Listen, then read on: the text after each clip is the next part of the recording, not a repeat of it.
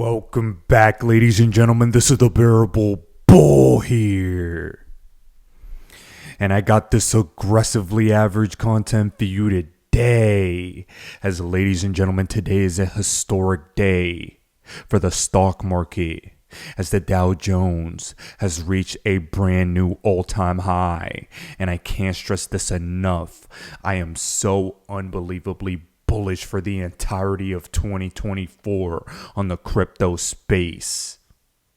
I promise you, if you've been laying your seeds over 2022 and 2023 in the crypto market, while everyone's been afraid, while Terra collapsed, BlockFi, FTX, Celsius, and others, you will become the new 1%. No question about it. This is the greatest time to be alive if you're in the crypto market. And if any of you needed any more confirmation, there is a bull loose in a Newark train station. Oh, ladies and gentlemen, the perfect crypto storm is coming. And there are numerous reasons why. First of all, the Dow Jones set a new all-time high during Jerome Powell's press conference, which is very important. And we have to remember that this is an incredible sign for crypto. Jerome Powell brings tequila to the Wall Street's rate cut party. And Jeffrey Rosenberg from BlackRock stated this is a green light for investors.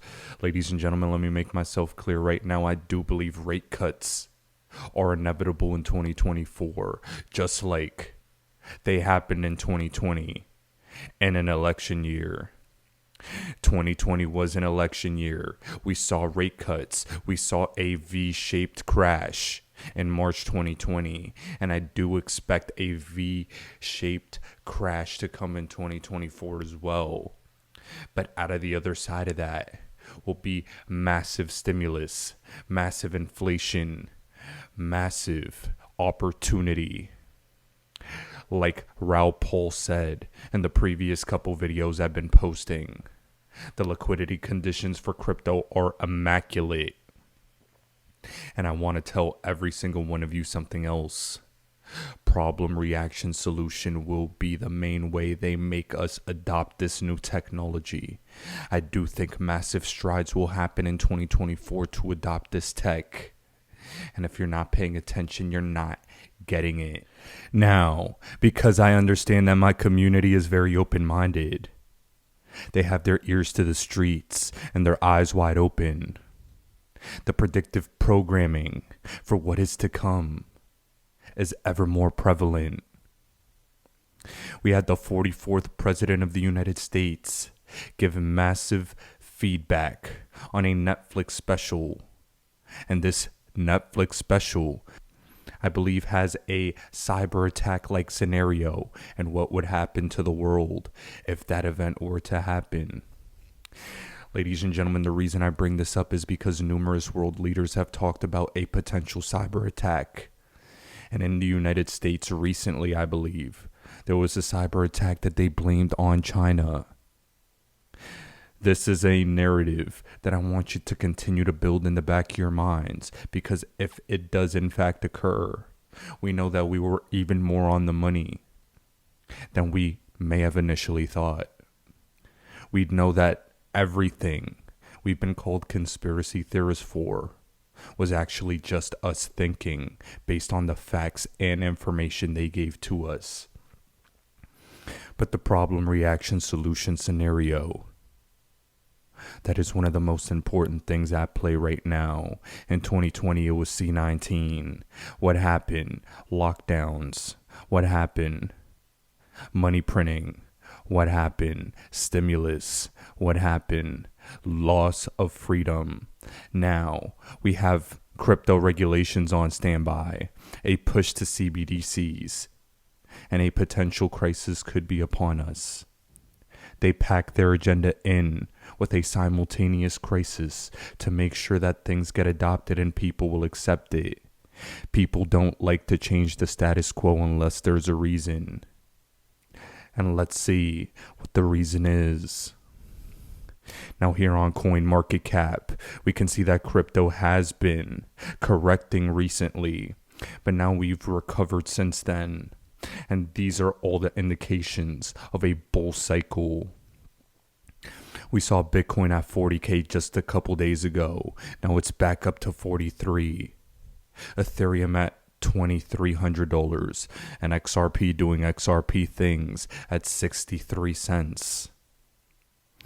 Ladies and gentlemen, this bullish momentum, combined with the stock market being in all-time highs and us understanding that crypto likes to follow the stock market, is the perfect storm. And while it will be a bumpy road to new all-time highs, just know that they are inevitable, they are coming, and to have a plan. You see, more and more, when you see crypto companies like Coinbase announcing massive things like this, you know we are in a bull market.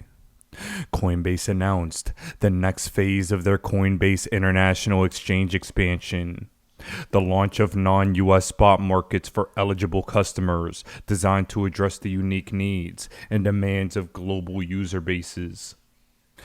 You see, guys, you all have to know exactly how they time things.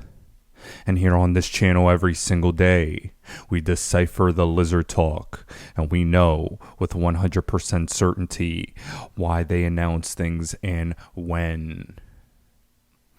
Now guys, to cap off this video for today, as you guys are all beginning to understand more and more that we have the confirmation that we are in a bull market, with the Dow Jones reaching a new all-time high, you also have to understand that a massive correction will be coming in the stock market too, and to not be afraid. Crypto will be a big beneficiary to this, but ironically enough, I remember BC Backer posting this earlier today, stating we are now at the point where we should be paying attention to see if these bills actually gain steam. Congress is looking to ban stock ownership from members or spouses, right as the 4236 Fibonacci extension is almost touched in the Dow Jones. And there is no coincidence there, my friends. The Fed officials did the exact same thing. Now, Congress is next in line. The elites always need to make their money first, and then they sell on you. They're going to say it's for ethical reasons, when in reality, it's to use the American people as exit liquidity. Now guys, as you all know, regulation is upon us, and we and the XRP army and beyond have weakened the SEC so much that different regulators, different officials are calling out the SEC and how badly they've been losing in court. I have a 3-clip series of Gary Gensler getting spat on by regulators. And always remember, we will become the new 1%. The XRP army has won. Now it's time to collect our prize. Ladies and gentlemen, this is the Bearable Bull here. Thanks for tuning in. As always, I appreciate every single one of you. Now I'll be back tomorrow with another video. I would love for you to talk a little bit about how you view what regulations should ultimately look like. Look, it's just self-evident. There's a difference between regulating a financial activity, which is fair game for financial regulators, and regulating the technology that underlies it. The SEC, the CFTC, the Treasury, these are financial policymakers and regulators. None of these agencies have the core competence or the statutory mandate to regulate technology and should not be in the business of regulating technology. And so my message to those regulators is you have to stay in your lane. and focus on where your core competency lies. That to me is a statement of common sense. And what we're seeing, though, is that the regulators aren't always winning in court. And this is a big change. So you may be aware, for example, of the SEC v. Ripple case. Right? I won't go into the details here, but this was really a sort of mind-blown moment for many in the space, and probably for the regulators as well, that it came out that way. And we have, of course, judges with differences of opinions, even within the same district, right? So we have Judge Rakoff in another case, which is SEC versus Do Kwon, which came to a different sort of rationale from the Ripple case, but at a different stage on different facts. We're seeing things, whether it relates to DeFi, where judges, very important judges, in fact, the same judges that are hearing the Tornado Cash case and also SEC v. Coinbase, where in a private action against Uniswap Labs, right, and some various other parties, they said, actually, SEC, you're behind in DeFi. This is a matter for Congress. And also, why would we hold a company like, for example, a provider like PayPal or Venmo liable for acts that occurred by third parties using their systems? So it's a very interesting space, just even staying within securities. And in the U.S., we have a problem with politics and power being elevated over sound policy. And yes, you go to the Hill, you go to Congress, they want to see the use cases. And you're absolutely right, Emily. We can't ignore the question. I think we do have to explain and educate.